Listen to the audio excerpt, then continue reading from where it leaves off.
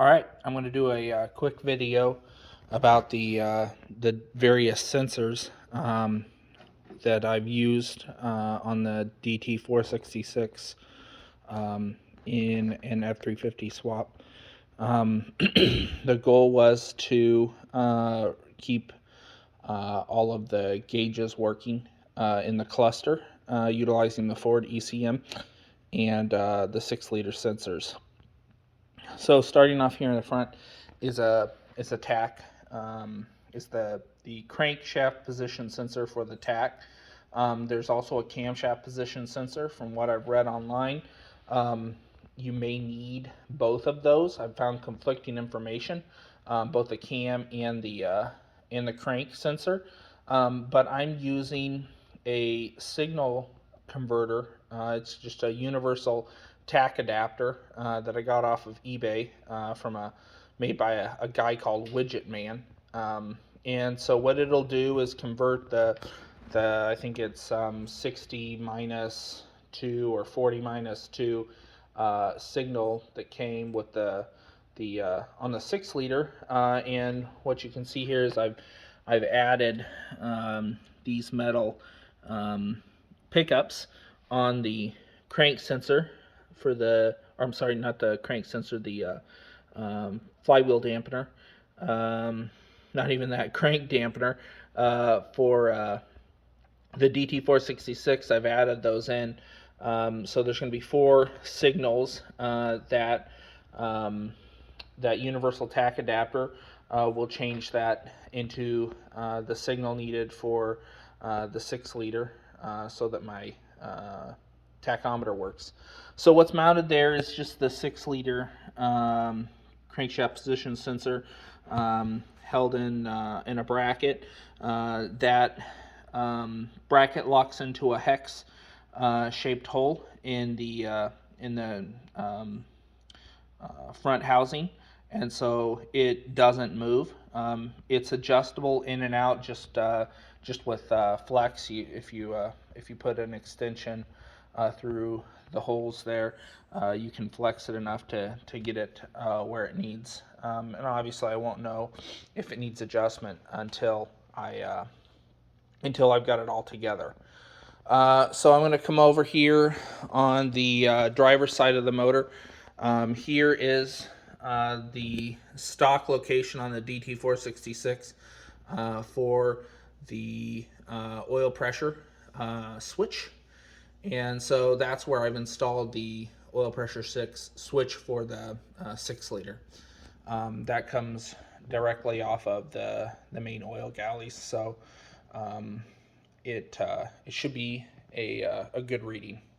The other sensor on this side is the intake air temperature sensor, which I've just drilled and tapped a hole for that to sit there in the valve cover / intake manifold.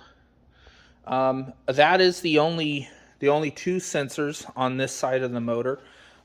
So coming over to the passenger side, up above here, just past the thermostat, is the engine coolant temperature sensor, and that was just an adapter that's I think that was 3/4 MPT, and then I just kind of with a drill made an adapter that would fit that sensor.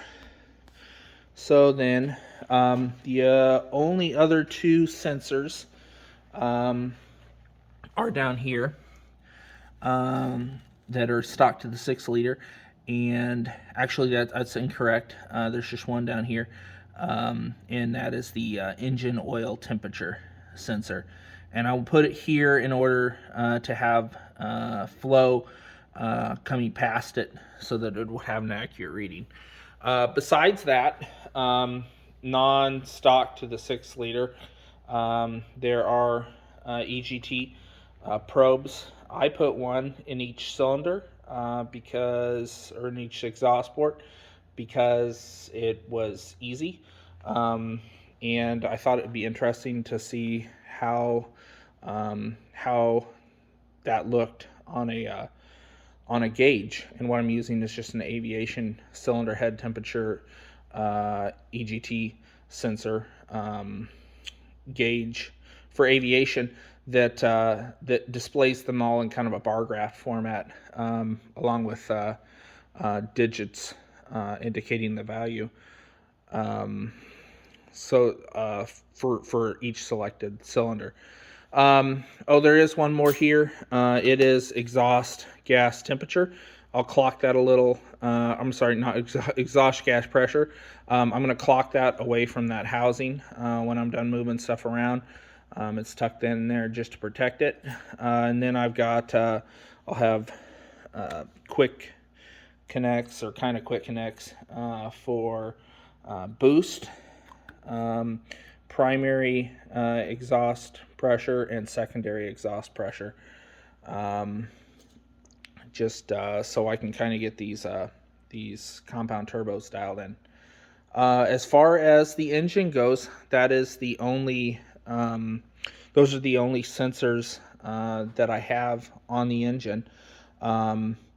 There will be some sensors to talk about when it comes to the transmission, mainly a transmission temperature sensor that I've got to figure out how to get that done. But I've got a couple ideas, but I haven't quite nailed it down yet. Really, the only video I've got left to make before I drop the cab is talking about the transmission. And kind of the things I had to do to get it adapted to the Ford transfer case, and I got lucky on adapting it to the Dt466, but I'll explain that in the next video. If you got any questions, please feel free to ask in the comment section, or I don't know if you can shoot me a private message. I'd probably answer that too if there's a way to do that through YouTube. I guess we can talk about this real quick. EGT solenoid. I'm going to run that off of the 6-liter ECM. So that's also in the wiring harness. So, and then the alternator will be in the wiring harness as well. So yeah, that's it. Pretty simple for the sensors.